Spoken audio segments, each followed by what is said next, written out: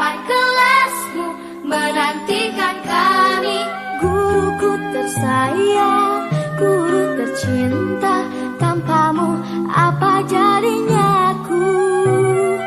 Tak bisa baca tulis, mengerti banyak hal. Guruku, terima kasihku. Nyatanya diriku kadang buatmu marah, namun segala maaf kau berikan.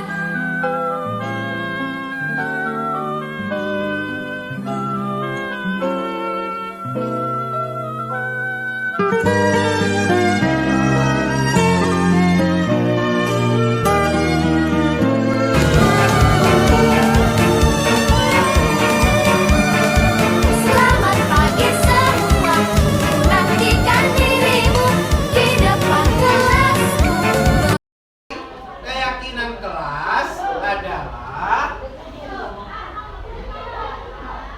kita membuat kesepakatan dengan antara Bapak dengan anak-anak semua. Apa kesepakatan kita? Yang pertama, kita akan membentuk keyakinan kelas tentang secara unik. Apa saja keyakinan kelas kita?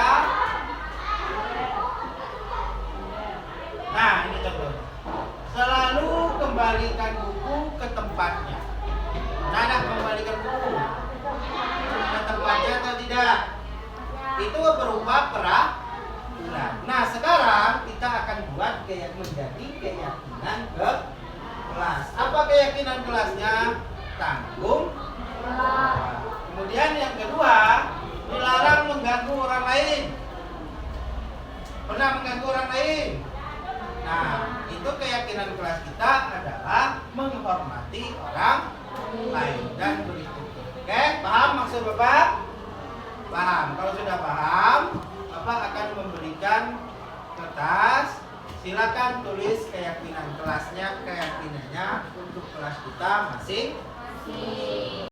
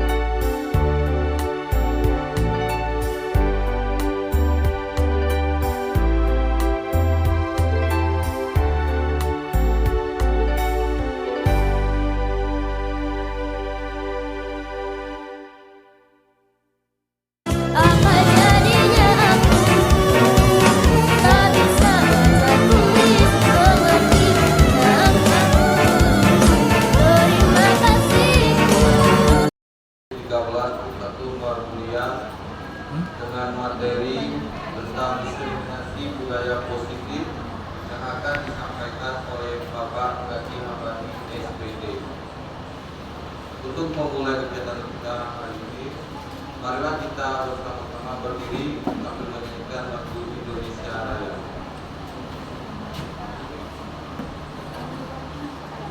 Kepada Ibu Pratiwi Hendria, kata pemimpin.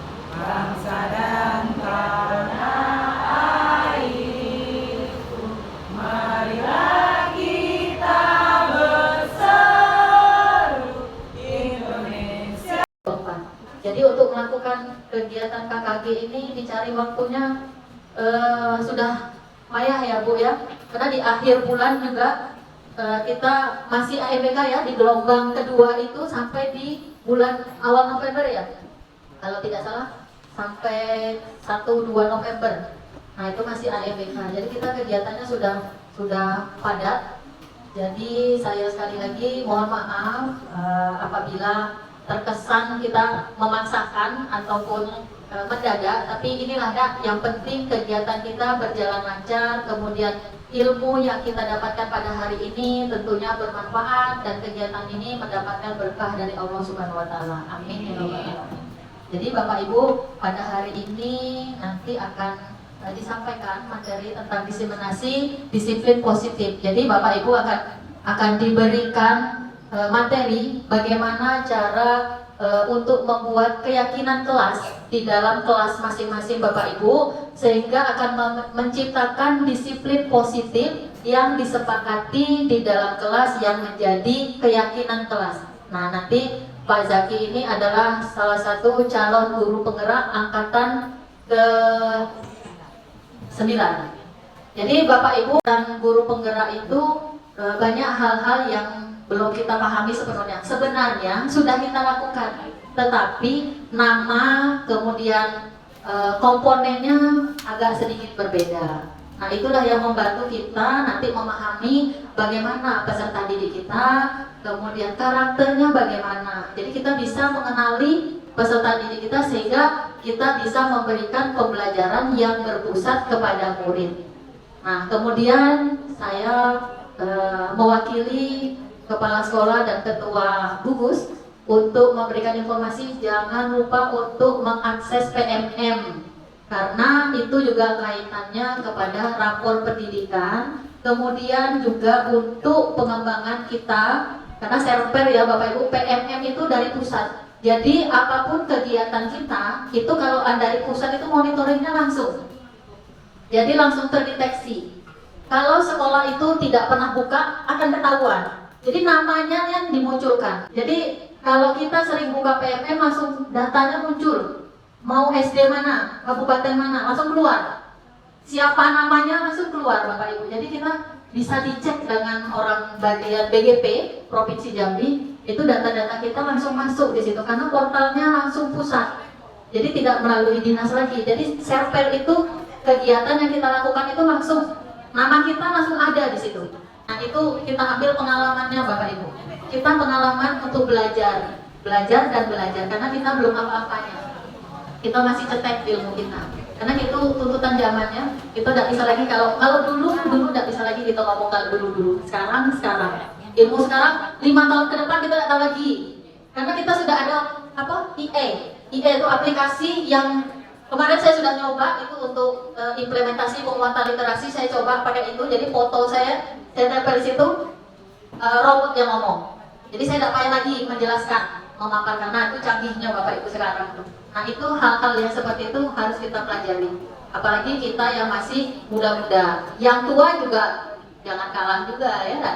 Karena kita masih lama untuk masa kerja. Berarti tuntutan tuntutan kita harus seperti itu. Tuntutan zaman Bapak Ibu. 5 tahun ke depan kita tidak tahu seperti apa bentuknya. Karena proses pembelajaran kita sudah tidak lagi ngomong di depan banyak-banyak, tidak ada lagi Bapak Ibu. Jadi cukup di EE ini robot yang ngomong. Kita cukup teks, kita copy ke aplikasi itu, robot tuh yang ngomong. Foto-foto kita lah. Tapi yang berbicara robot. Jadi kita tidak ada lagi ngoceh-ngoceh. Penjelasannya apapun penjelasan yang mau kita buat, tinggal kita tempel situ, nah dia ngomong. Kita mau cari apa, tempel di situ, dia nyari, susun kalimatnya dengan yang baik dan benar. Kita nggak lagi nyusun kalimat, nyari-nyari kalimat yang cocok mana nih, nggak ada lagi. Nah itu aplikasi itu canggihnya Bapak Ibu. Nah jadi mudah-mudahan kedepannya kita buat itu ya Pak Zaki ya, untuk pelatihan di Canva ya enggak Bapak Ibu, karena itu penting untuk mendukung pembelajaran kita. Mungkin hanya itu yang dapat saya sampaikan dan saya mohon izin, permisi tidak bisa ikut sampai akhir. Wabillahi taufiq wal hidayah. Wassalamualaikum warahmatullahi wabarakatuh. Terima kasih Bu Rini. Selanjutnya ada sambutan Ketua KKG Gugus Tentara Kota 1 kepada Pak Zaki Hambani. Waktu tempat kami persilakan.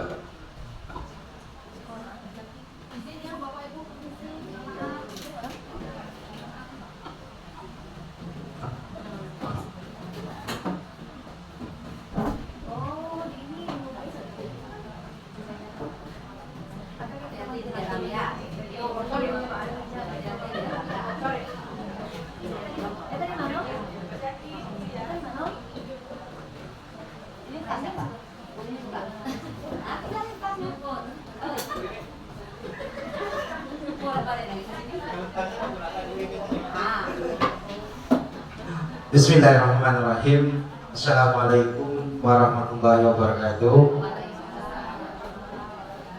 Yang saya hormati pengawas binaan Gubernur Kota 1 Kecamatan Marabulian, Ibu Lena Yespita SPD. Bapak Ibu yang saya banggakan, saya mohon maaf karena KKG September kita tertunda karena ada kesibukan dari beberapa sekolah untuk akreditasi. Kemudian yang kedua, pada tanggal 30 dan 31 Oktober ini kita akan melaksanakan puncak literasi. Hari ini keputusan finalnya, mengapa KKG saya paksakan, ini saya terus terang Bapak Ibu, saya paksakan karena tidak ada waktu lagi. Puncak literasi tanggal 31, kalau kita KKG hari Sabtu depan atau Kamis depan udah habis waktunya. Jadi bertepatan pula hari ini dengan kegiatan K3S. Jadi nanti di akhir kegiatan kita akan membentuk tim kita yang akan berada di Gedung Pemuda dengan lapangan Garuda. Di Gedung Pemuda nanti kegiatan inti kita, kemudian di lapangan Garuda nanti pamerannya. Nanti sepakat kami kemarin ada 3 orang perwakilan dari setiap sekolah. Dan ada 4 sekolah, jadi ada 12 orang. Apa kerja kita? Nanti kita akan tampilkan bidang-bidang literasi dari setiap sekolah. Kita kumpulkan sama-sama, 12 orang akan membentuk kesepakatan bagaimana dan seperti apa nanti. Jadi yang terpilih, saya mohon nanti terakhir kita sambil menunggu kabar dari kepala sekolah tentang pendanaan lah terutama dengan tepat. Kita hanya pelaksana Bapak Ibu. Jadi yang masalah urusan pendanaan, tempat, semuanya nanti dikoordinir oleh kepala sekolah melalui K3S. Saya rasa itu yang dapat saya sampaikan. Mohon maaf atas segala kekurangan. Wabillahi taufiq wal hidayah. Assalamualaikum warahmatullahi wabarakatuh. Selanjutnya kita sambutan pengawas binaan KKG Gugus Tentara Kota 1 kepada Ibu Lena Yespita SPD. Waktu tempat persilakan. Assalamualaikum warahmatullahi wabarakatuh. Bismillahirrahmanirrahim. Alhamdulillahirabbil alamin. Wassalatu wassalamu ala asrofil anbiya'i wal mursalin wa ala alihi washabihi ajma'in, amma ba'du. Yang saya hormati Ketua KKG beserta perangkat-perangkatnya, kemudian harusnya ada kepala sekolah yang mewakili lah. Kemudian yang saya banggakan Bapak bersama di ruang SD 13 ini untuk melaksanakan KKG kita di mana dalam setiap bulan kita laksanakan dalam keadaan sehat walafiat. Amin ya robbal alamin. Tak lupa juga selawat bagi salam kita aturkan ke junjungan kita Nabi besar Muhammad sallallahu alaihi wasallam. Allahumma sholli ala sayyidina Muhammad wa ala alihi sayyidina. Baik, berdiri dan nampak semua. Lama tidak ketemu, rasanya rindu rasanya. Ya tak? Karena bukan sengaja kegiatan-kegiatan yang banyak saya lakukan. Kadang-kadang mendadak, malam tu lah, mendadak. Situ kan. Hari ini rasanya dah 2 kali KKG dah, ya. Ya seperti yang disampaikan oleh Ibu Rini tadi, penting sekali kita di dalam KKG inilah kita untuk mencurahkan isi hati dan perasaan kita. Artinya mana yang kita tidak tahu, yang tahu yang duluan dapat ilmu bisa berbagi di dekat lagi. Kalau kita tidak datang kan sayang, ya kan?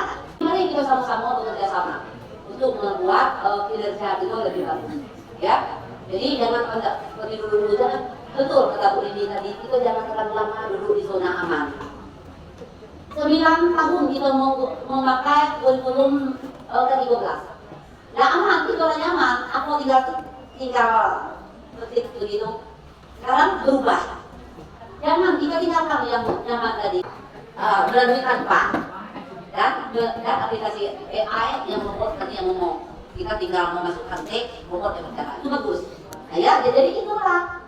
Jangan tidak mau menerima keadaan yang saat ini yang berubah. Ya, mau tak mau, suka tak suka, kita wajib untuk menerimanya. Ya, dengan hati, kemudian kita melanjutkan kepada sesi kedua yang sangat terpenting adalah wakil daripada guru penggerak. Terima kasih. Wabillahi taufiq wal hidayah. Wassalamualaikum warahmatullahi wabarakatuh. Terima kasih Bu Rena. Selanjutnya pembacaan doa yang akan dibacakan oleh Bapak Ishak Fakih SPD dan Bapak Elsa.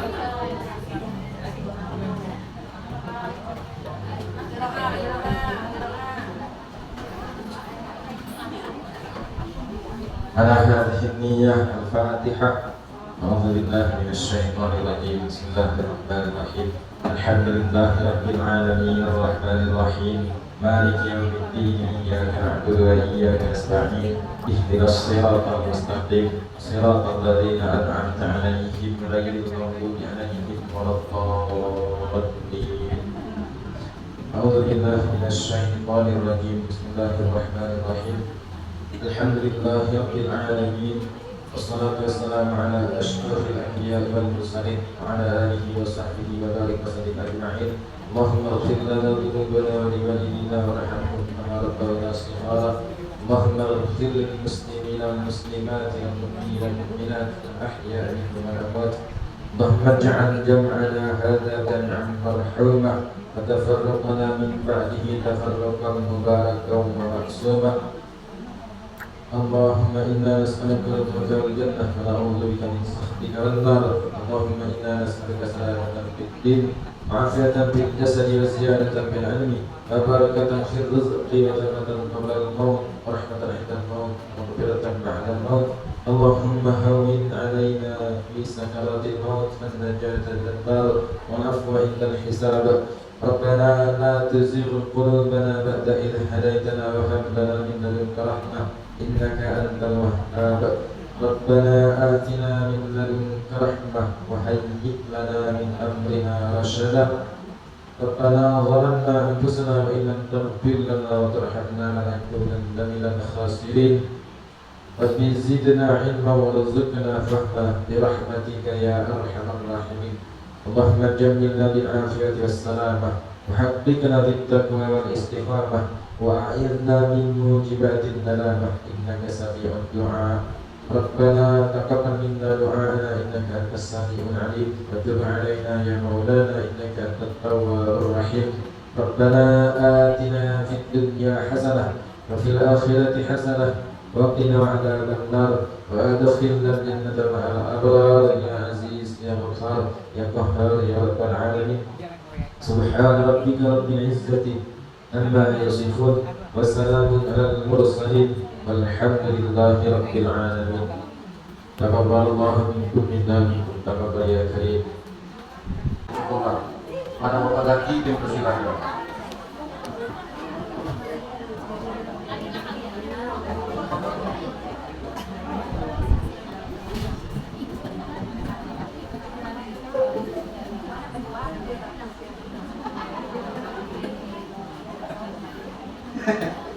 Belum kamu.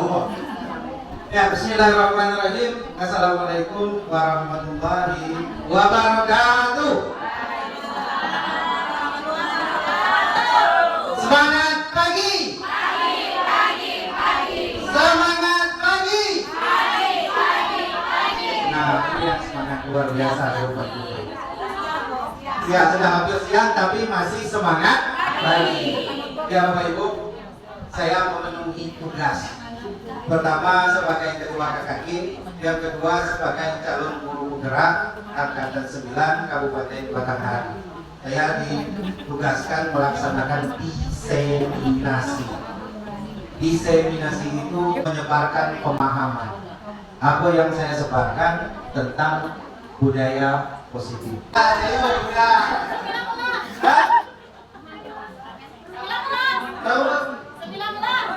Ayo usaha lagi ya. 13. Ayo usaha lagi. 15 setengah. 16. Jawabannya adalah 11. Dari betul. Dari betul. Sepatunya berapa? 5. Berapa? 5. Merekanya atau lehernya? Ya, itu. Tidak ada. Ya, liprinya satunya berapa? Liprinya 2. Yang ada 1, yang 4, di sini 4, maka nilainya 2. Bonekanya ada lipri jadi 5. Kalau tidak ada lipri, tinggal 3. Di lehernya tergantung nilai guru olahraga. Jadi 5 ditambah 3 kali 2. 5 tambah 6. Ya, terima kasih Bapak Ibu. Ini tergantung materi kita. Bapak Ibu pernah mendengar yang namanya budaya positif? Pernah Bapak Ibu? Budaya positif.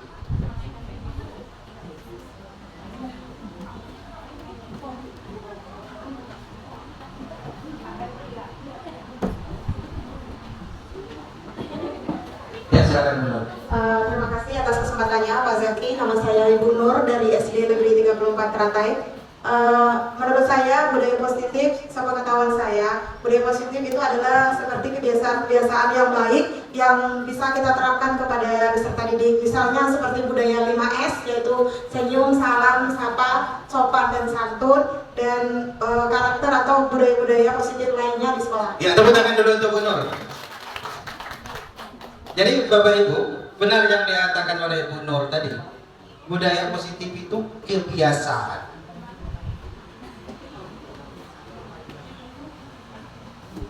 Bersifat universal. Dan Bapak Ibu, sifatnya universal, menyeluruh, luas. Itu yang dikatakan dengan budaya positif. Nah, budaya positif dapat kita terapkan melalui beberapa proses pemahaman. Yang pertama, filosofi Ki Hajar Dewantara dan pembelajaran paradigma baru. Nanti akan saya jelaskan Ibu. Yang kedua, ada namanya disiplin positif. Yang ketiga, nilai-nilai kebajikan. Keempat, kebutuhan dasar manusia. Yang kelima, motivasi perilaku manusia. Yang keenam, posisi kontrol guru. Yang ketujuh, terbentuklah keyakinan kelas. Kemudian yang terakhir setelah keyakinan kelas, baru bisa menerapkan segitiga restitusi. Inilah yang disebut dengan budaya positif. Bagaimana Bapak Ibu? Pertama kita lihat Bapak Ibu. Filosofi Ki Hajar Dewantara. Ki Hajar Dewantara itu pendidikan yang berpihak kepada murid. Jadi apa yang kita lakukan, apa yang kita ajarkan kepada murid itu menuntun kontrak. Ibu, mungkin ada kata-kata saya yang kurang berkenan nanti. Saya juga menangis setelah mempelajari negeri. Terus terang Ibu, banyak sekali kesalahan kita sebagai guru. Nanti kita lihat. Yang kedua, pembelajaran paradigma baru itu dilandaskan berdasarkan profil pelajar Pancasila sesuai dengan kurikulum kita, kurikulum mereka. Kemudian paradigma baru, ini Bapak Ibu sama-sama kita laksanakan. Coba Bapak Ibu berhadapan dengan teman di sebelah. Anda dan teman Anda akan melakukan kegiatan coba lakukan. Anda sebagai A, teman di samping Anda sebagai B. Anda adalah mengepalkan salah satu tangan Anda. Silakan Bapak Ibu berhadapan dengan kawan di sebelah. Coba Anda bayangkan, ini Bapak Ibu nyimpan sesuatu yang paling berharga dalam tangan. Ya, apa yang paling berharga di Bapak Ibu dalam tangannya? Kemudian tugas di sebelahnya, rajin. Bagaimana kunjaronya? Nah, pakai duit di Soko, nah pakai apa? Bagaimana kawan ibu di Bapak Ibu di sebelah itu mau buka tangan? Mau bakso silakan. Ya, dikritik silakan juga. Yuk, silakan. 1, 2, 3. Silakan Bapak Ibu. Mana yang terbuka, mana yang tertutup. Dapat tidak? Rayu, bukan itu rayu. Pakai itu ke sini. Terbuka, tidak. Siapa yang berhasil? Siapa yang berhasil?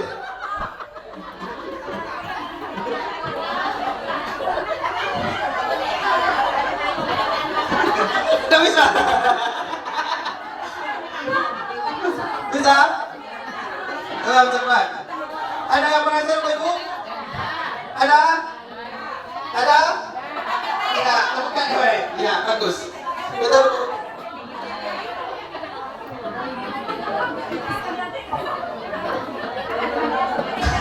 Bandingkan jawaban Anda.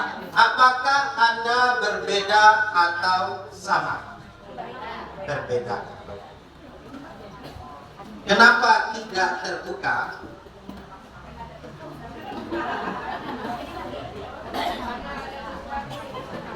Ya, karena yang instruksi saya ini anggap saja paling berharga. Entah apa, yang akan yang tahu Pak Ibu semuanya. Jadi yang bisa membukanya siapa Pak Ibu? Ibu sendiri. Inilah yang terjadi dengan diri kita saat ini. Disampaikan Ibu Dena tadi, mengapa PMM-nya? Karena dia pun mencari-cari Ibu Dena, Ibu kepala sekolah, Bapak kepala sekolah kita, kalau diri kita tidak mau membuka, tidak akan terbuka. Inilah yang disebut pembelajaran paradigma baru. Jadi pertama kita harus buka diri. Kalau belum terbuka, saya yakin hasilnya tidak akan bagus. Contohnya PMN. Nah kita belum membuka diri. Ibu Indrawati sudah membuka diri 33 rekor hari. Kita ada saya. Kami kemarin sudah buka. Jadi kita lihat Indrawati itu nomor 1. Tidak ada lagi. Sementara belum ada. Ibu Lina baru belum ada. Ya. Rekor juga ada. Ibu Lina udah nambah begitu ya. Jadi mari kita resapi. Pertanyaan pertama, jawabannya variasi. Sebelah bisa buka, sebelah juga tidak bisa buka. Terus jawaban ketiga, siapa yang memegang kontrol pada diri kita, yaitu kita sendiri. Jadi itu harus kita sadari. Ini yang paling utama. Inilah kunci utamanya pembelajaran paradigma baru. Kalau kita belum bisa membuka diri, saya yakin tidak akan bisa terjadi perubahan. Kemudian ada dalam pembelajaran paradigma baru tadi ada stimulus. Stimulus Ibu Rena tadi, Bapak Ibu silakan kerjakan PMN. Tapi apa respon kita? Inilah yang terjadi. Guru bisa mengontrol murid, benar atau tidak? Benar. Itu yang terjadi sama kita selama ini, Pak Ibu ya. Yang kedua, kritikan mampu menguatkan karakter. Betul. Ya, ya betul. Baik. Bagi yang dari kembali ke tangan ke kepala. Yang ketiga, orang dewasa berhak memaksa. Pokoknya besok tugas gitu. Tugas itu bukan. Ya itu karena dia. Saya juga mengalami baik. Bisa ya, bisa tidak. Kalau ya, bagaimana akibatnya? Kalau tidak, bagaimana akibatnya? Ya betul Bu. Nanti kita jawab. Yang ketiga, ilusi penguatan positif itu efektif. Pintar, bagus, hebat, apalagi mantap, bisa diberikan penghargaan, bisa diberikan hadiah. Ternyata itu miskonsepsi. Ini kesalahan dasar terhadap murid. Saya juga menyadari ada semua. Ternyata yang saya lakukan itu salah. Ini dia yang benar. Kebutuhan kita sama. Dalam teori motor, kebutuhan kita berbeda.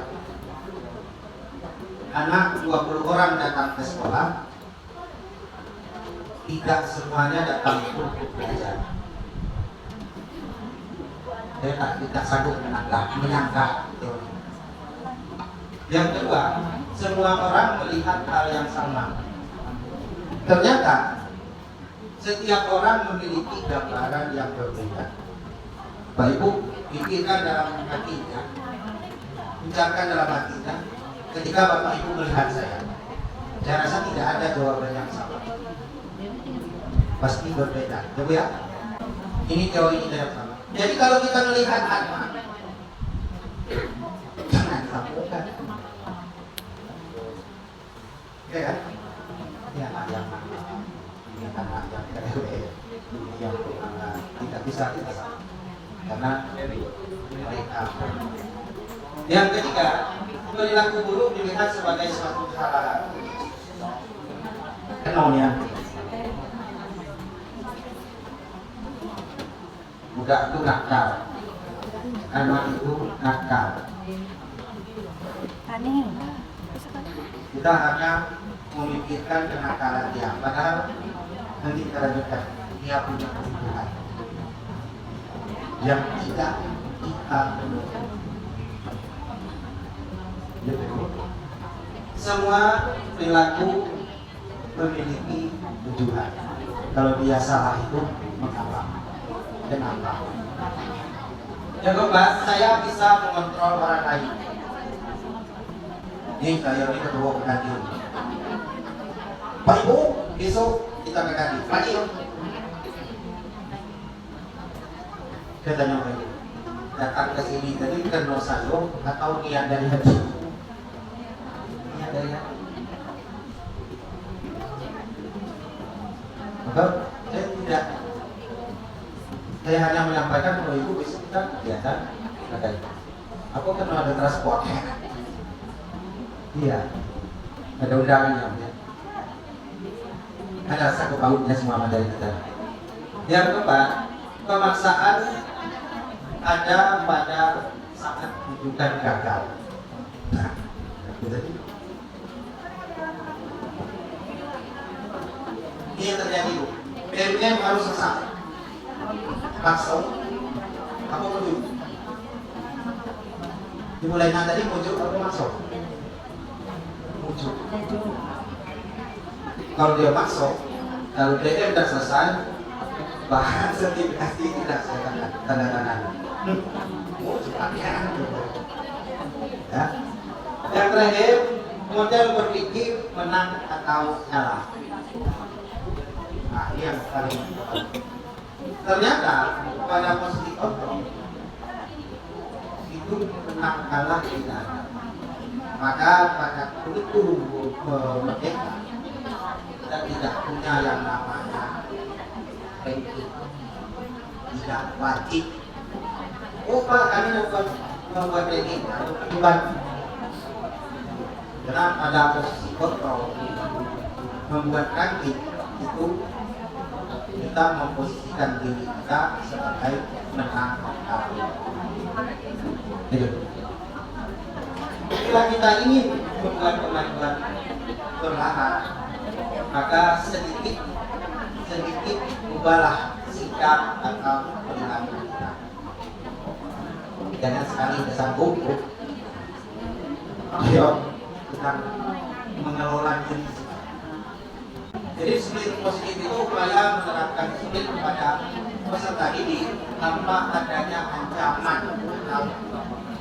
Ini sudah kita dapat di PMP. Disiplin positif sudah masuk di PMP. Semuanya dapat sampai ke segitiga positif. Yang kedua, peserta didik memiliki kesadaran tinggi dalam melakukan budaya positif. Jadi tidak ada kita masuk. Kita tengok dulu. Kalau zaman saya sekolah dulu, kita tengok dulu, saya tidak akan melintasi mobil yang di jalan dulu. Tidak memakai itu. Zaman sekarang, guru kencing tegak, anak kencing berlari. Saking subhanallah. Maka budaya ini perlu kita tanam. Yang ketiga, arah dari disiplin diri yang dapat mengontrol diri dalam segala kegiatan. Jadi disiplin positif itu arahnya untuk mengontrol diri mereka masing-masing.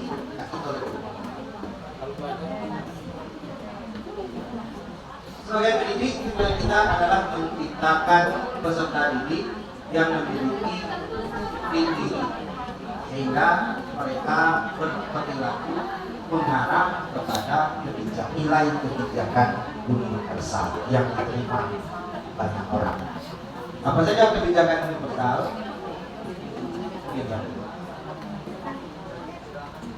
Nilai kebajikan, sifat positif manusia merupakan tujuan mulia yang ingin dicapai setiap individu. Jadi nilai kebajikan itu sudah ada tertanam di dalam diri anak. Kita cuma mengarahkan.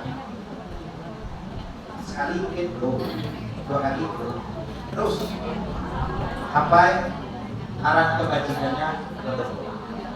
Apa nilai kebajikan yang ditanamkan oleh Kemendikbud? Ada yang tahu Ibu? Apa nilai kebajikan kita dalam kurikulum merdeka?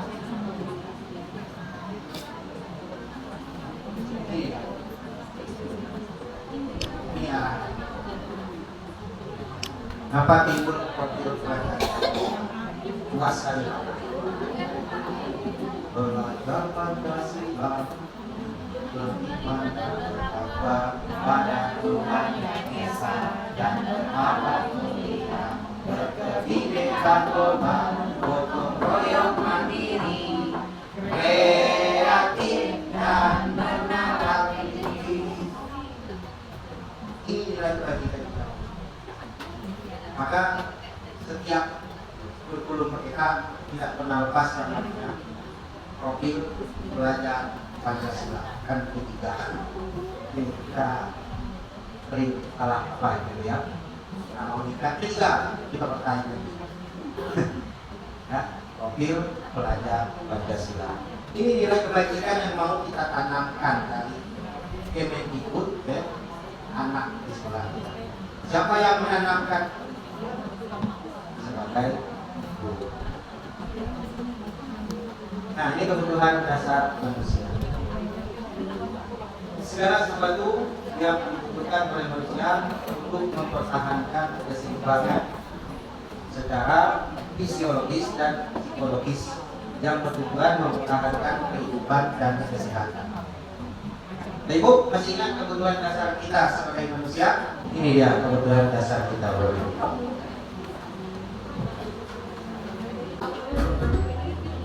Salam dan bahagia Ibu dan Bapak Guru hebat.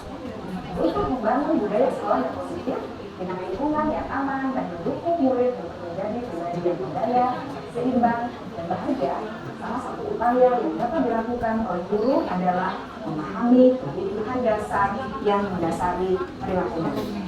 Pada video kali ini, kita akan membahas tentang 5 kebutuhan dasar manusia.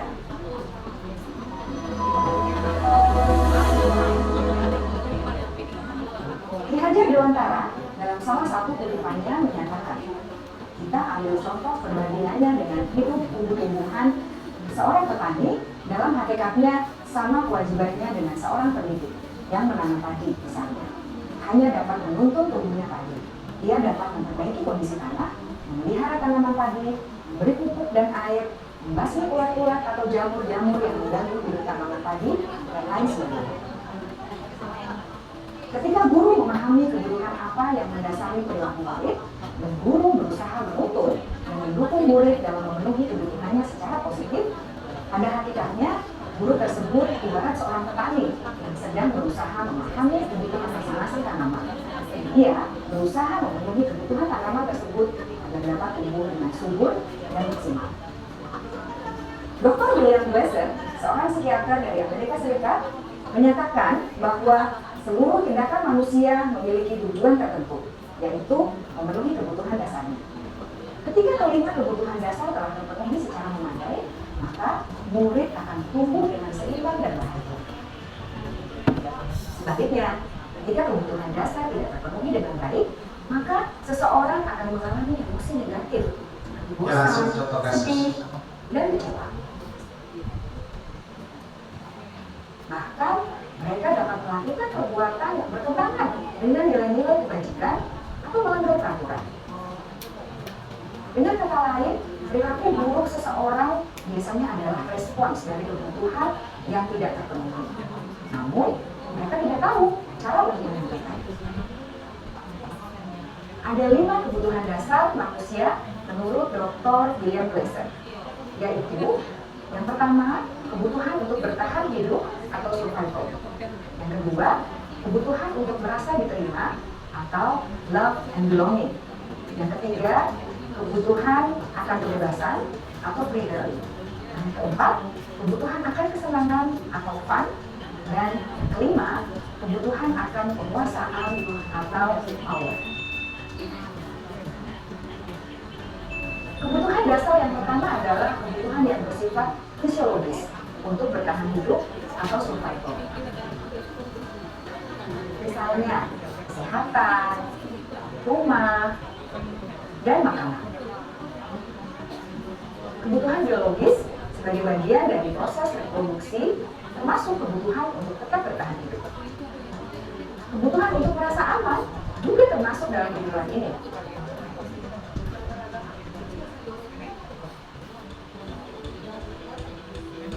Agar murid dapat belajar dengan baik, dan mereka akan merasa aman, pangan, sandang, dan papan harus terpenuhi. Bagaimana mungkin mereka dapat belajar dengan baik bila mereka datang ke sekolah dengan perut yang lapar atau bila rumah mereka kebanjiran? Setelah kita mengetahui kebutuhan pertama yang sebagian besar bersifat fisiologis, mari kita lihat kebutuhan kedua sampai kelima yang semuanya berhubungan dengan psikologis. Mari kita lihat kebutuhan yang kedua, yaitu kebutuhan akan perasaan diterima oleh kelompok atau komunitasnya, atau kebutuhan love and belonging. Kebutuhan ini meliputi keinginan untuk tetap terhubung dengan orang lain seperti teman, keluarga, teman kerja, dan kelompok di mana kita tergabung. Setiap murid ingin menjadi bagian yang berharga dari kelas dan juga sekolah. Mereka juga ingin diterima oleh orang lain dan kelompoknya. Bahkan, murid yang terlihat paling kuat pun jauh di dasar hatinya pasti ingin merasa diterima. Sebagai guru, seharusnya kita dapat menerima murid kita apa adanya, sesuai dengan kepribadian. Karena setiap murid adalah unik. Mereka memiliki kekuatannya masing-masing, sehingga guru seharusnya bisa menciptakan kesempatan untuk murid berkolaborasi dan memiliki ikatan emosi satu sama lain. Murid-murid yang memiliki kebutuhan besar untuk merasa diterima, biasanya mereka belajar karena suka pada gurunya. Mereka juga suka bekerja dalam kelompok. Kebutuhan yang ketiga adalah kebutuhan akan kebebasan atau kebutuhan membuat pilihan. Murid harus diberi kesempatan untuk membuat pilihan dan bertanggung jawab atas pilihan yang mereka telah ambil. Memberi mereka kebebasan bukan berarti membiarkan mereka melakukan apa saja yang mereka mau, melainkan lebih memberi mereka kesempatan untuk membuat pilihan, menggunakan kemampuan mereka dengan percaya diri, dan memberi mereka kesempatan untuk mencoba hal yang baru. Pembelajaran dengan metode yang beragam dan menarik juga akan memenuhi kebutuhan murid tentang kebebasan ini. Pembelajaran berdiferensiasi, di mana guru menyediakan beberapa jenis tugas yang bisa dipilih oleh murid sesuai minat mereka, sangat baik untuk mengembangkan murid menjadi lebih mandiri dan memiliki motivasi internal. Karena kebutuhan akan kebebasan pada dasarnya adalah kebutuhan untuk mandiri, memiliki otonomi, memiliki pilihan, dan mampu mengendalikan arah hidup sendiri. Kebutuhan yang keempat adalah kebutuhan akan kesenangan. Bayangkan Bapak Ibu, hidup tanpa rasa senang, betapa menyedihkannya. Rasa menghubungkan kebutuhan akan kesenangan dan belajar. Jangan sepelekan kebutuhan murid untuk merasa senang di kelas. Sebagai guru, jangan ragu-ragu untuk dengan sengaja masukkan kegiatan yang menyenangkan dalam kelas. Murid-murid dengan kebutuhan dasar kesenangan yang tinggi ingin menikmati apa yang mereka lakukan. Mereka juga konsentrasi tinggi saat mengerjakan hal-hal yang disenangi.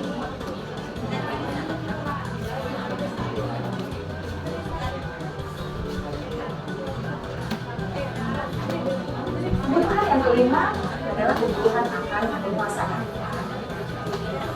Setiap murid memiliki kebutuhan untuk merasa kompeten, menjadi terampil dan aktif pencapaian dan keterampilannya, mendengarkan, bisa membuat dampak dan pengaruh, dan memiliki rasa hidup. Mereka sebaiknya diberi kesempatan untuk membuat keputusan tentang hal-hal yang penting dalam hidupnya dan tidak merasa dikontrol seseorang. Pada murid yang telah menginjak usia remaja, seringkali mereka merasa tidak memegang kendali atas kehidupannya sendiri, karena guru kerap kali berpengaruh dalam membentuk keputusan. Murid-murid yang memiliki kebutuhan dasar akan penguasaan yang tinggi biasanya selalu ingin menjadi pemimpin. Mereka juga suka mengamati sebelum mencoba hal yang baru. Mereka juga perfeksionis dan merasa kecewa bila melakukan kesalahan. Ibu dan bapak guru sangatlah penting bagi kita untuk mengetahui kebutuhan dasar murid agar kita memahami alasan dibalik sikap dan tingkah laku mereka. Bila murid berperilaku buruk atau melanggar peraturan sehingga tindakannya tidak sesuai dengan yang telah ditunjukkan, maka guru harus mencari tahu alasan yang mendasari tindakan itu dan menggunakan apa. Melalui percakapan dengan guru dalam pendekatan disiplin positif, murid dapat diajar untuk bersikap efektif dalam mengenali kebutuhan yang berusaha mereka penuhi dan mendasari tindakan mereka. Jika guru mengabaikan perilaku buruk murid, maka perilaku tersebut akan berpengaruh pada suasana kelas yang kurang kondusif dan akan berpengaruh pada tujuan dari pendidikan itu sendiri. Ibu bapak guru hebat, mari kita menjadi guru yang lebih baik dengan memahami kebutuhan dasar murid-murid kita dan senantiasa membimbing mereka untuk menjadi pribadi yang berdaya, seimbang, dan bahagia. Salam dan bahagia, ibu dan bapak guru hebat. Bagaimana Bapak Ibu? Apakah terpenuhi? Saya yakin jawabannya tidak. Ada, tapi sebagian kecil atau sebagian besar. Kecilnya. Bapak Ibu, sekarang mari kita berlatih bagaimana mengisi kebutuhan dasar. Saya ada visionernya untuk mengisi kebutuhan dasar. Kita anggap diri kita sebagai murid. Sesuaikan dengan diri kita masing-masing. Ini ada 21 yang saya kopikan. Saya libatkan dulu Pak ya.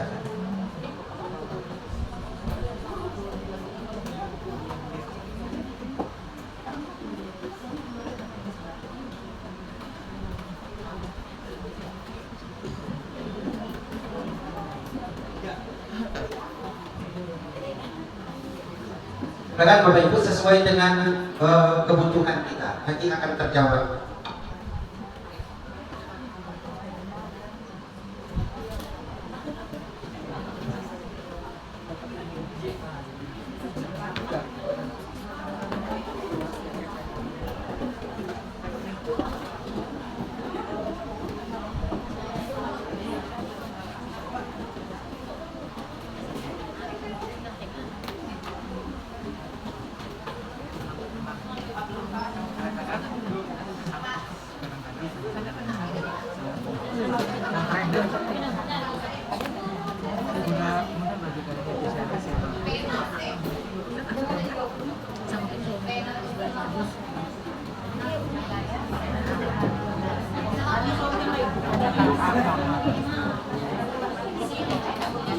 Ya Bapak Ibu.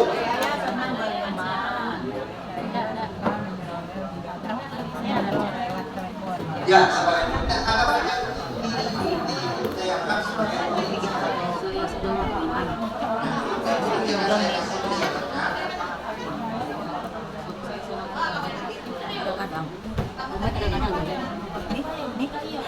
tidak benar. Kadang-kadang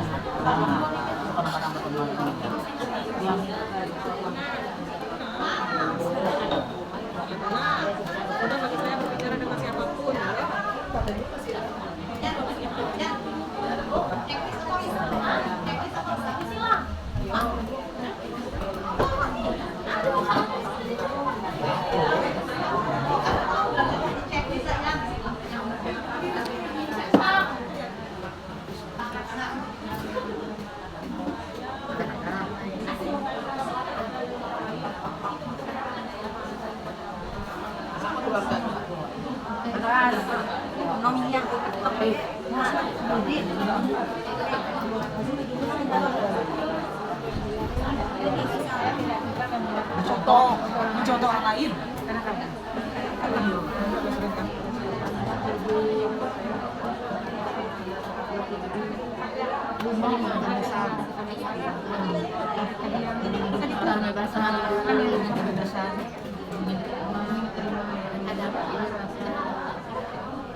menyenangkan. Saya senang.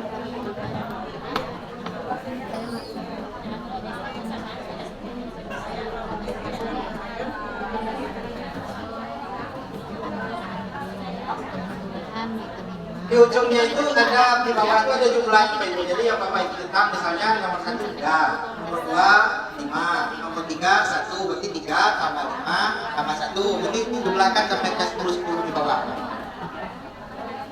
Jelas ya Bapak Ibu ya?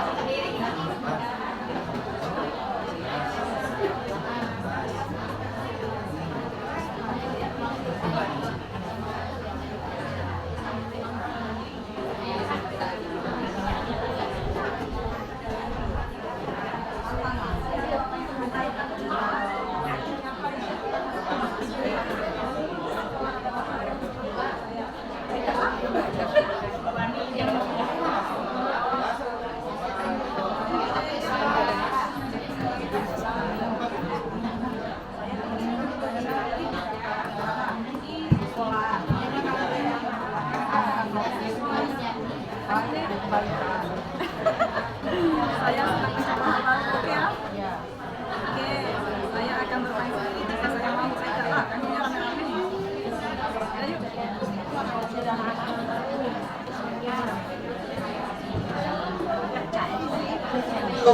Biasa dikumpul, nanti kita apa?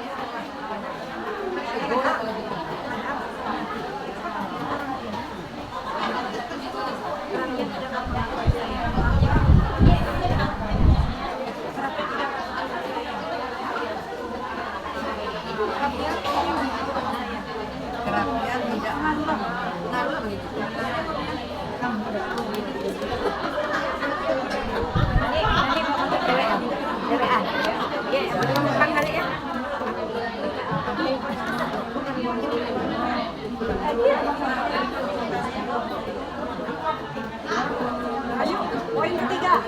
Poin ketiga di atas. Poin ketiga di atas, Naco. Poin ketiga di atas. Poin ketiga di atas. Saya sedikit tertawa. Kadang-kadang tertawa. Ya, kadang-kadang. Saya sedikit koleksi, ya. Saya senang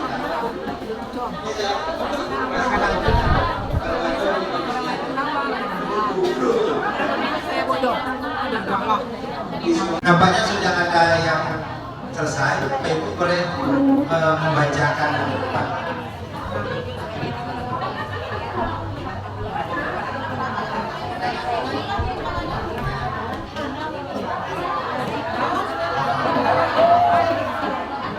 Masih ada di belakang ya. Masih ada yang di belakang.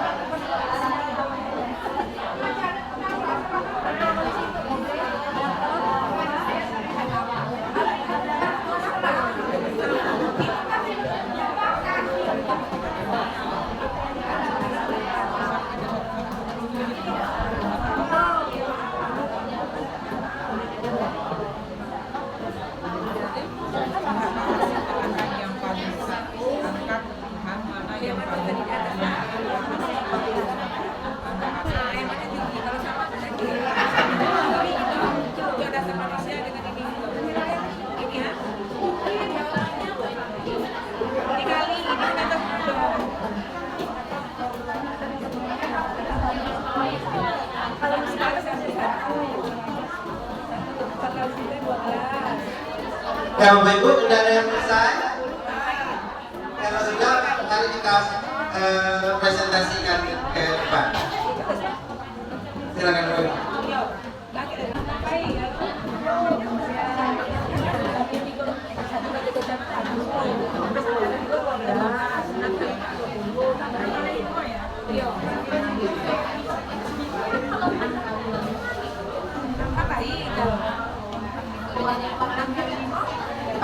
Assalamualaikum warahmatullahi wabarakatuh. Baiklah ibu-ibu, bapak-bapak yang hadir di pada pagi hari ini, saya akan membacakan hasil dari kebutuhan dasar manusia pada diri saya. Oke, poin pertama yang di atas, saya senang berteman. Sangat benar. Mudah bagi saya berbicara dengan siapapun. Sangat benar.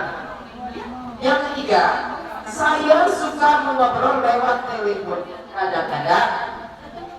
Kemudian yang keempat, saya suka bekerja dengan orang lain. Sangat benar. Kemudian poin yang kelima, saya menghabiskan banyak waktu dengan orang lain kadang-kadang.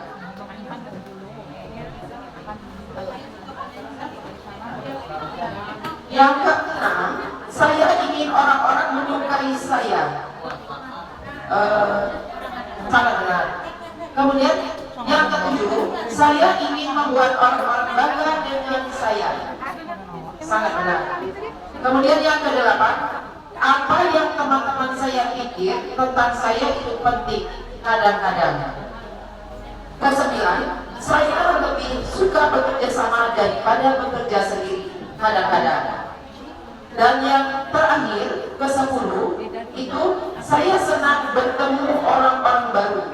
Sangat benar. Nah, poin yang saya kumpulkan jumlahnya, yang poin pertama paling atas itu 42. Itu Pak kebutuhan. Yang selanjutnya, oke. Jadi untuk yang paling atas kebutuhan dasar diri saya sendiri itu 42. Demikian Pak Siti. Termasuk kebutuhan dasar dari 4 tadi. 1 sampai 10 ini termasuk kebutuhan dasar apa dari 5? Kebutuhan saya itu adalah kebutuhan merasa diterima. Nilainya 42. Iya. Yang 42 itu termasuk nilai tertinggi. Iya. Ya, terima kasih Ibu. Karena nilai diri sendiri kan. Ya. Kalau orang lain itu Ya. ya Pak ya. Dan itu kita bisa mengoreksi diri kita sendiri. Ya, menurut kita itu. Menurut kita itu orang lain. Orang lain. Oke. Kembali ke kepala tangan. Kepala tangan. Ya. Oke. Terima kasih Ibu. Ya, sama-sama. Yang bagian kedua, siapa yang bisa bantu saya? Ya, di sini. Assalamualaikum warahmatullahi wabarakatuh. Kami akan membacakan hasil diskusi kelompok kami, yaitu bagian kedua. Saya tidak suka membuat kesalahan. Sangat benar. Saya suka melihat orang lain sebelum saya mencoba hal-hal baru. Kadang-kadang saya tidak suka perubahan. Tidak benar. Saya ingin ruang kerja atas meja kerja saya rapi. Sangat benar. Saya ingin terlihat sangat baik dengan apa yang saya lakukan. Sangat benar. Penampilan saya sangat penting bagi saya. Sangat benar. Saya takut mencoba hal-hal baru. Tidak benar. Saya suka menjadi benar kadang-kadang. Saya suka menyelenggarakan aktivitas. Sangat benar. Jika tidak suka sesuatu berjalan tidak sesuai keinginan saya, tidak benar. Menurut kami mencerminkan kebutuhan dasar kebebasan. Terima kasih. Nilainya berapa? Nilainya 29. Jadi Ibu Murni nilai ingin kebebasannya adalah 29. Ya maksimalnya 50 itu. Ya. Masih di menengah ke atas. Lanjut yang ketiga.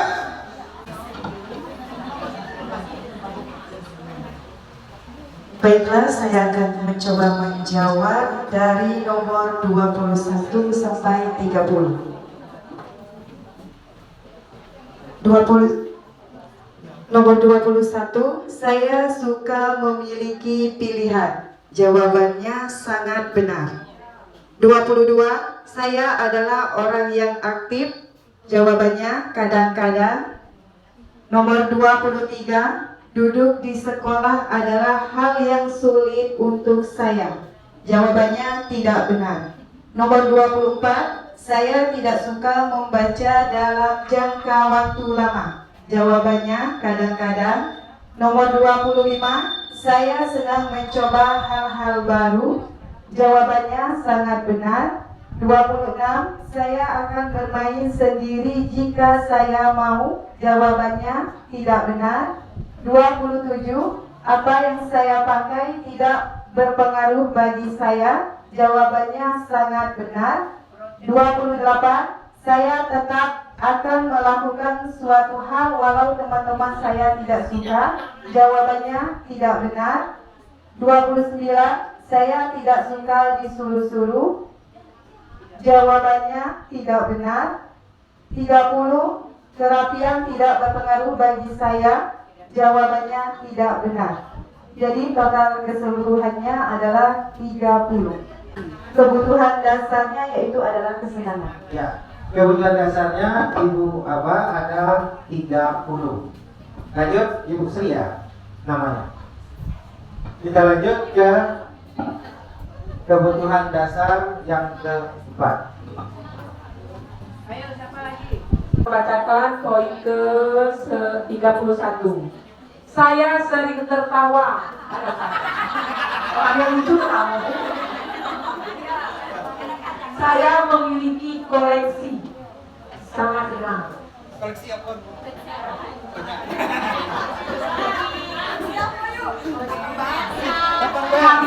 Karya puisi. Saya senang memberitahu lelucon kadang-kadang. Saya senang membuat orang lain tertawa kadang-kadang. Orang berpikir saya bodoh. Tidak benar.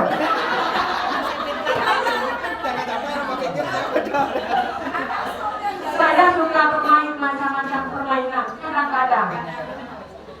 Menurut saya ada banyak hal yang lucu. Kadang-kadang juga Bu. Menurut saya sekolah menyenangkan, sangat benar. Saya suka bernyanyi atau menari saat musik bermain. Kadang-kadang. Bagi orang pikir saya lucu. Kadang-kadang. Sehingga jumlah yang saya dapat 34. Yang baik. 34 masuknya kadang-kadang. Ya, terima kasih Bu. Jadi Ibu apa banyaknya kadang-kadangnya. Jadi nomor 4 itu termasuk ke kebutuhan dasar apa Bu? Kesenangan Pak. Ya, benar Bu. Jadi kebutuhan yang keempat adalah kesenangan. Sekarang Bapak Ibu, jumlahkan semuanya kita masukkan ke dalam tabel di bawah. Jadi dari 4 kebutuhan itu nomor 1 sampai 10 berapa? Ya, 36. Nomor 2 36. Nomor 3 36 juga. Nah, terakhir 34. Nah, lihatlah dari keempat tabel itu kebutuhan apa yang paling tinggi? Ada 3 ya, kebetulan sama. Ada yang berbeda? Nah, ini berbeda.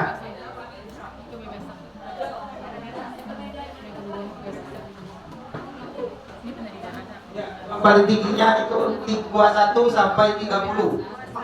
Iya, 21 sampai 30. Silakan Bu.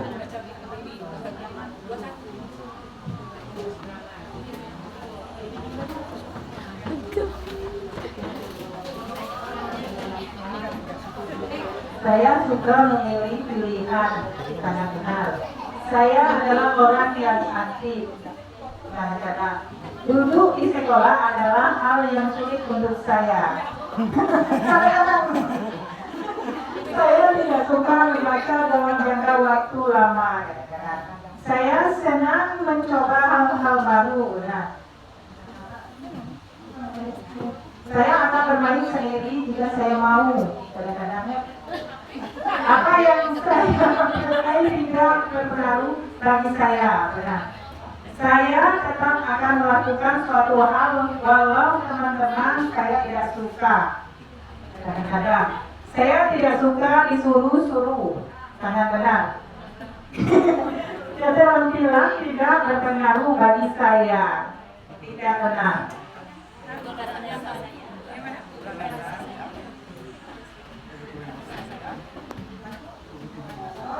Dasar saya 46.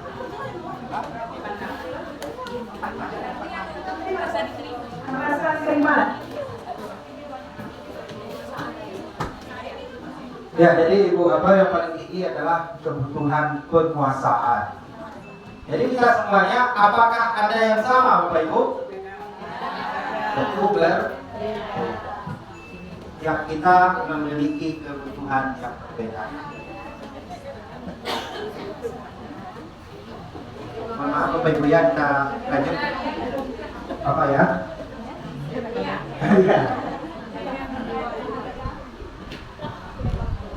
Sudah ya, kebutuhan dasar. Yang pertama 1-10 adalah rasa diterima. Oh, yang kedua 11 sampai 20 itu kebutuhan kebebasan yang kita ingin bebas. 21 sampai 30 itu perasaan atau kesenangan dan kesenangan bisa berlanjut. Sedangkan 31 sampai 40 itu kebutuhan kesenangan. Ketawa. Jadi ada motivasi kita melakukan sesuatu untuk menghindari hukuman. Ini banyak kita disuruh kerjakan PMM memang dari hati apa untuk menghindari hukuman?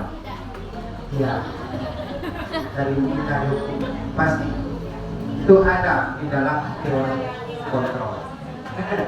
Coba tanya anak kita juga yang mau datang ke DPR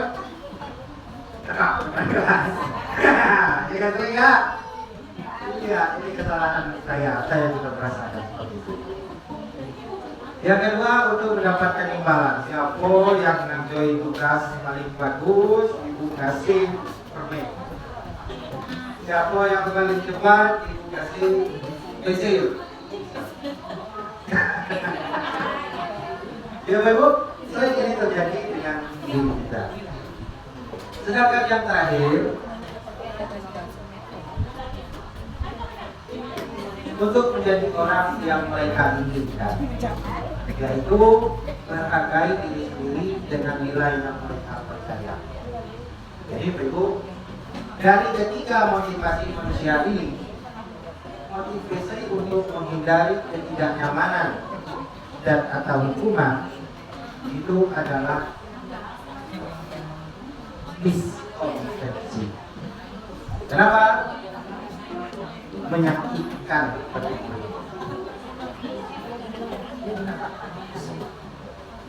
mepaksa. Yang kedua, murid pasti tidak akan nyaman kalau dia tidak mengerjakan dari hukuman kita. Dan ketika siswa jadi takut. Ini yang saya terjadi di sekolah saya. Siswa yang saya takut.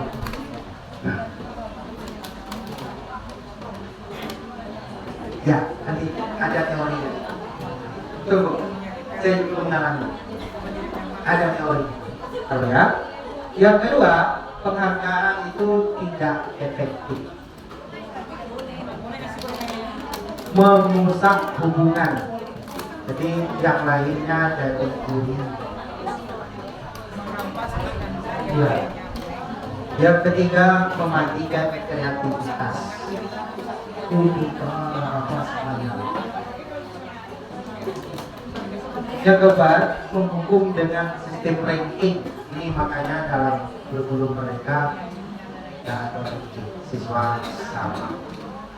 KKM itu sebagai acuan kita dalam ketuntasan dalam belajar. Mas, kakak ingin ya? Itu sebagai acuan ketuntasan dalam belajar. Karena dalam rapor kurikulum merdeka itu kita menggunakan angka dan deskripsi. Untuk mendapatkan deskripsi butuh angka sebagai petak-petak. Belum paham, kena paham, sudah paham, sangat paham. Artinya posisi kontrol dulu. Ini yang sering. Adakah kita sebagai guru pada posisi ini? Ada Bapak Ibu? Tidak, syukur pada kita. Teman bagi murid kita? Iya, betul. Pembuat rasa bersalah? Tidak. Pemantau? Iya. Yang terakhir, manajer. Ya. Dari kelima posisi ini, mana yang paling bagus Pak Ibu?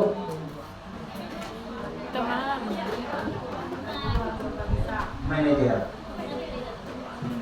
Bagaimana kalau cuma terhadap anak-anaknya? Manajer juga. Iya. Di sekolah? Manajer. Teman. Saya rasa setiap kita pasti berbeda. Inilah dia posisi kontrol guru.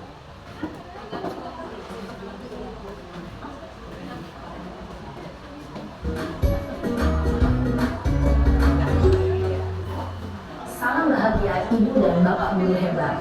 Dalam penerapan disiplin positif restitusi, salah satu program yang dikembangkan adalah 5 posisi kontrol. 5 posisi kontrol dalam restitusi adalah proses perjalanan seorang pendidik agar dapat mengenali dirinya.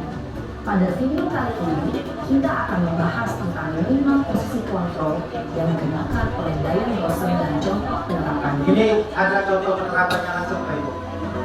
Di mana posisi kita akan nampak nanti. 5 posisi kontrol itu adalah 1. Posisi penghukum. 2. Posisi pembuat merasa bersalah. 3. Posisi teman. 4. Posisi pemantau atau monitor. Dan 5. Posisi manajer. Untuk lebih memahami kelima posisi tersebut, mari kita saksikan kasus Naren yang terlambat hadir 20 menit di sekolah dan melihat bagaimana kelima posisi kontrol dalam menghadapi masalah tersebut.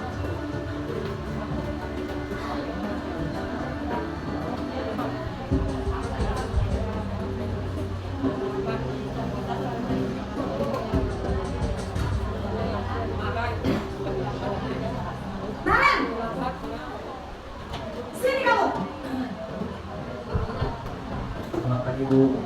Selalu terlambat. Kamu deh, pasti terlambat. Aku, saya. Apa?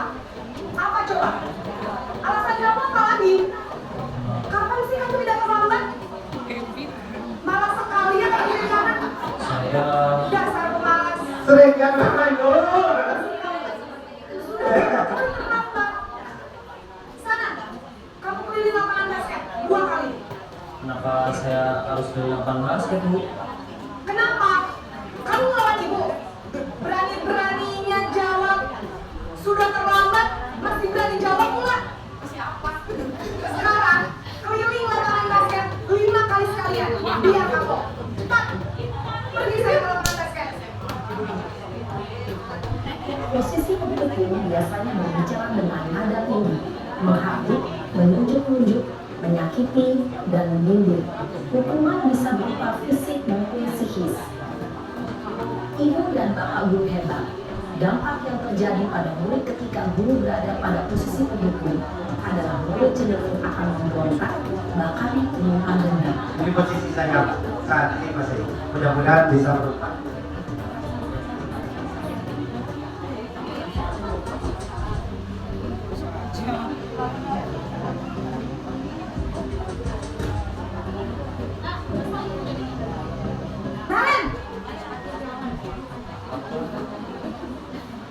Dan ibunya banyak lagi. Kamu kenapa terlambat lagi, nak? Ya Tuhan, Naren. Kamu senang ya hidup susah ya?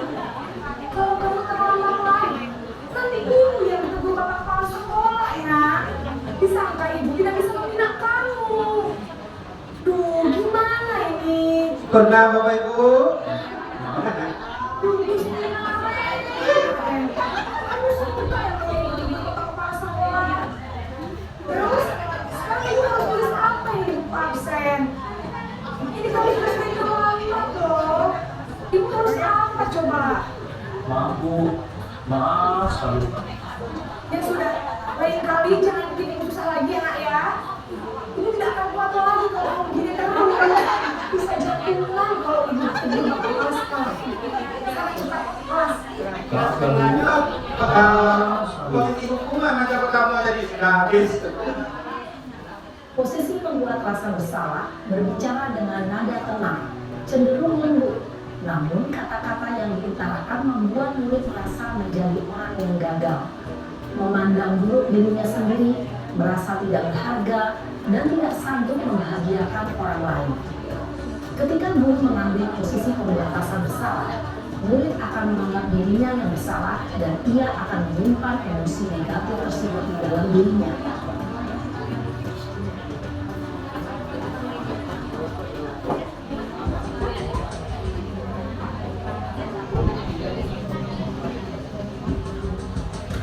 Ini bisa sering terjadi di sekolah. Naren!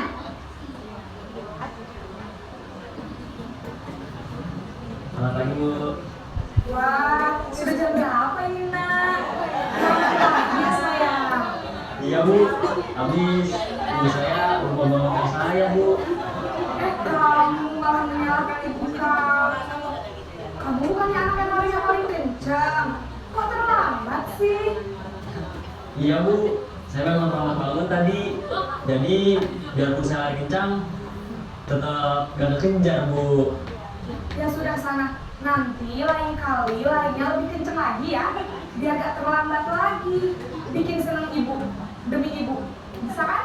Bisa lah Bu. Ya sudah sana masuk kelas.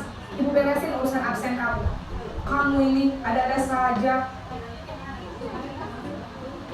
Dalam posisi teman, guru berbicara dengan nada suara ramah, akrab, cenderung bersenda gurau untuk menjaga suasana tetap santai.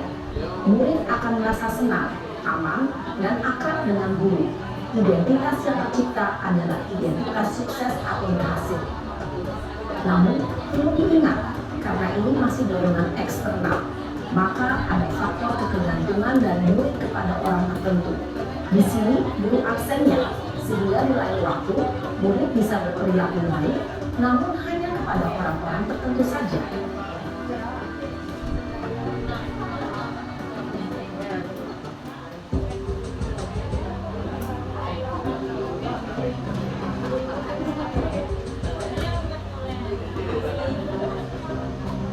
Naren! Selamat pagi Bu. Naren, apa peraturan sekolah kita tentang jam berapa kita harus masuk sekolah, nak? Kita harus Sudah mengarah ke peraturan. Iya betul, sekarang sudah jam 7.20. Naren sudah tahu konsekuensinya jika terlambat hadir. paham Bu. Saya harus tinggal kelas pas jam istirahat selama 20 menit. Iya benar, konsekuensinya demikian. Jadi nanti jam 9.30 pas istirahat, kamu harus tinggal di kelas, kerjakan tugas tambahan untuk ketertinggalan kamu, ya? Baik Bu. Sore, tambah les. Posisi pemantau mengandalkan penghitungan atau data untuk mengontrol murid. Guru mengarahkan murid berdasarkan peraturan dan konsekuensi. Seorang pemantau menunjukkan bahasa tubuh dan ekspresi wajah yang datar dan cenderung formal.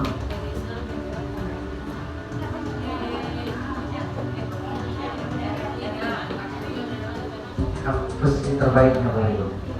Di sana di dalamnya ada segitiga restitusi. Coba kita lihat sama-sama Bapak Ibu.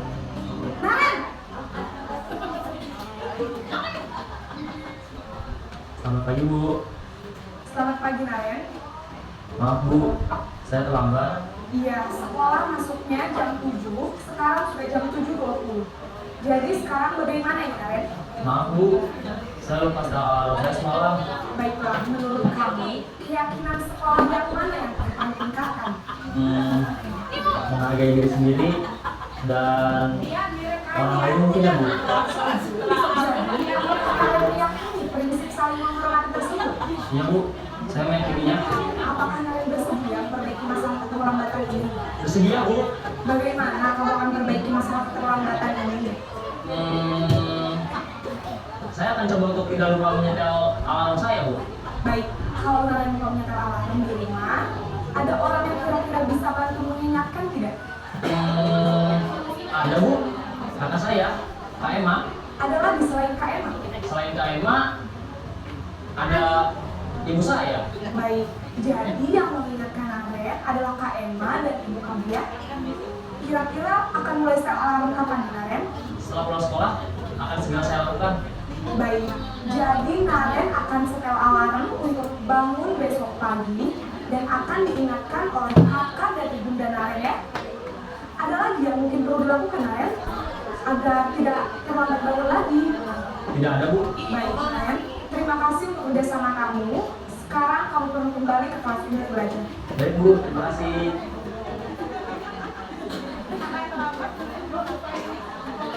Kira-kira macam mana kalau ketemu guru yang seperti manajer kasih saya? Nyaman kan? Bahasanya juga halus tapi mengena. Jadi ada kelebihan dari posisi manajer ini Pak Ibu. Yang pertama, guru berbuat sesuatu bersama murid, mempersilahkan murid mempertanggungjawabkan perilakunya. Kemudian mendukung agar murid menemukan solusi dari permasalahan mereka sendiri. Yang kedua, posisi manajer dapat membantu murid bertanggung jawab atas diri mereka sendiri dan menjadi manajer bagi diri mereka. Dan selanjutnya, kita ketemu pengaturan atau keyakinan tadi. Keyakinan. Kenapa keyakinan?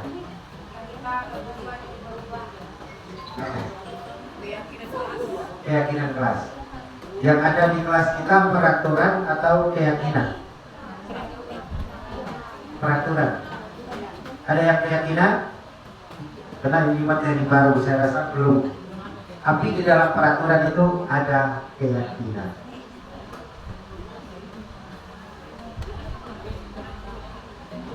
Mengapa kita memiliki peraturan tentang menggunakan helm?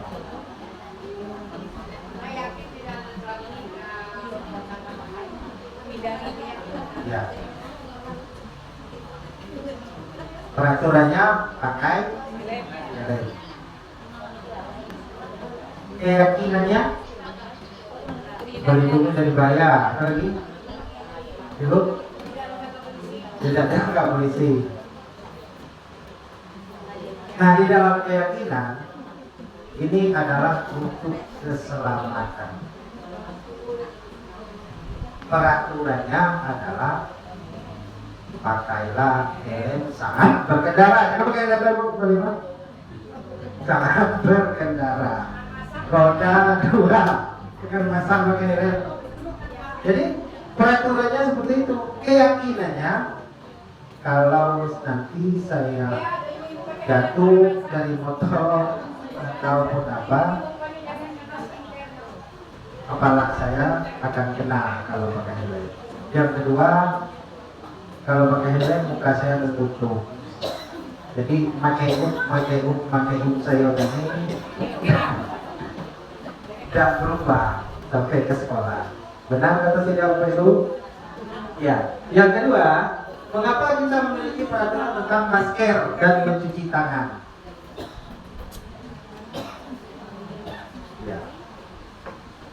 Sudah terjawab. Kesehatan. Jadi keyakinan kelas kita itu sifatnya universal.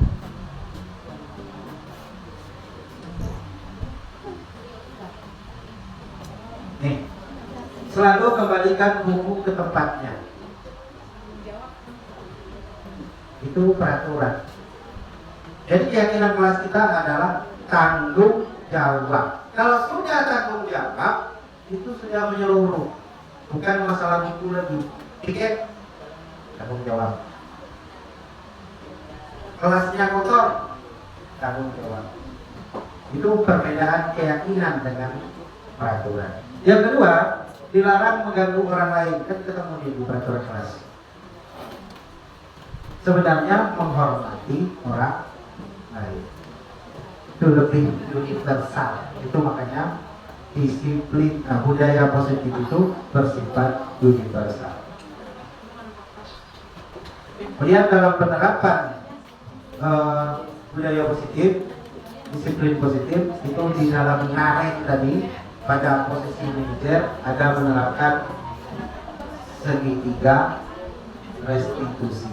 Menstabilkan identitas, validasi tindakan yang salah, dan menanyakan keyakinan. Karena menghasilkan murid yang mandiri dan bertanggung jawab.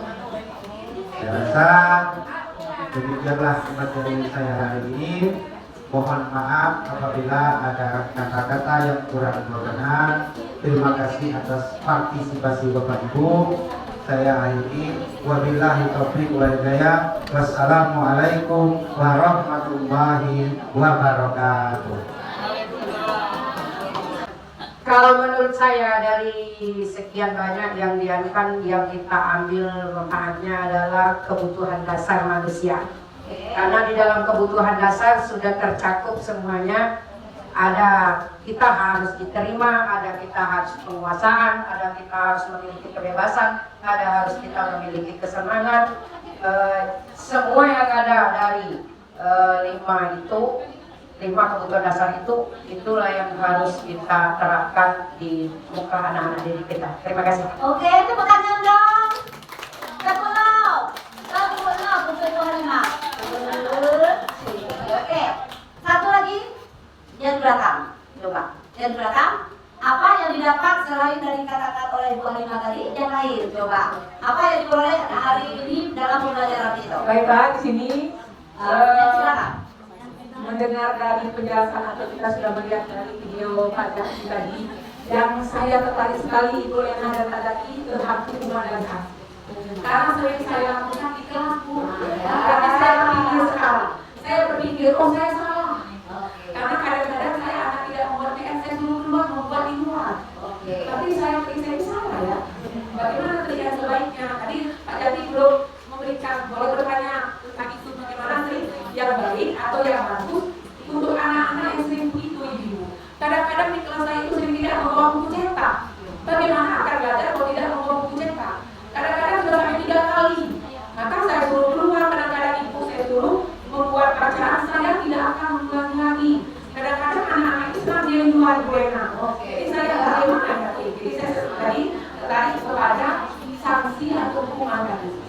Ya. Jadi tolong Pak Jaki bagaimana yang mantap ada yang bagus bagi anak-anak kita. Oke, beri tepuk tangan untuk kuning. Alhamdulillah. Iya. Sebelum dijam itu ada yang ingin jawaban? Tidak? Tidak? Saya ingin menambahkan pendapat Bu Halimah dengan Bu Neng. Dari video tadi yang terakhir yang saya ambil hikmahnya yaitu bagian manajer. Pertama saya lakukan seperti Bu Neng, hukuman. Setelah itu saya lakukan manajer. Ada anak di kelas saya tinggalnya di daerah Keramat Tinggi, itu hampir setiap hari terlambat. Kemudian pertama saya marahkan, yang kedua saya tegur baik-baik. Nah, kenapa kamu terlambat nak? Hampir tiap hari kamu terlambat. Kadang nggak ikut upacara, saya bilang. Kadang nggak ikut senam. Nah, apa alasanmu nak terlambat? Bu, saya tuh bangunnya terlambat. Kenapa terlambat? Saya tidak tidurnya jam 12. Wow, saya bilang. Kawan-kawan yang lain ada nggak tidurnya yang jam 12? Enggak, Bu, kami jam 9. Menurut kamu cocok nggak untuk anak sekolah tidurnya jam 12? Nah, apa yang kamu lakukan sampai jam 12? Main, Bu, nonton, Bu, katanya. Main HP. Boleh nggak untuk anak sekolah sampai larut malam? Nggak boleh. Besok nggak boleh dilakukan lagi ya, Nak ya. Tidurnya jam berapa anak sekolah? Jam 9. Lakukan mulai nanti malam ya, Nak ya. Iya, Bu. Begitu saya tegur seperti itu, dia mulai tidak terlambat. Oke, tepuk tangan Ibu Sarina. Ibu Sarina. Tadi pagi, dia mau balik tadi, Bu. Saya tadi datangnya paling cepat. Bu, saya diberi hadiah bintang. Iya bagus. Iya nanti Ibu tempel bintangnya di nama kamu. Senang dia. Iya. Demikian pendapat dari saya. Iya. Berarti udah memposisikan diri sebagai manajer ya. Kemudian mudah-mudahan apa yang kita lakukan hari ini dapat kita laksanakan ya. Merupakan ilmu yang bermanfaat. Tidak ada ilmu yang tidak dibagikan. Sistem kunci sukses dari guru penggerak, apabila guru penggerak itu tidak mentransferkan ilmu kepada orang lain, berarti dia gagal menjadi guru penggerak. Tidak bergerak namanya, apa motonya? Bergerak, dan menggerakkan. Nah itu ya. Mudah-mudahan timbul lagi guru-guru penggerak di sekolah binaan Ibu yang lain ya. Amin ya rabbal alamin. Terima kasih. Mohon maaf atas segala kekurangan. Wabillahi taufiq wal hidayah. Wassalamualaikum warahmatullahi wabarakatuh. Tepuk tangan untuk kita semua. Ya, terima kasih.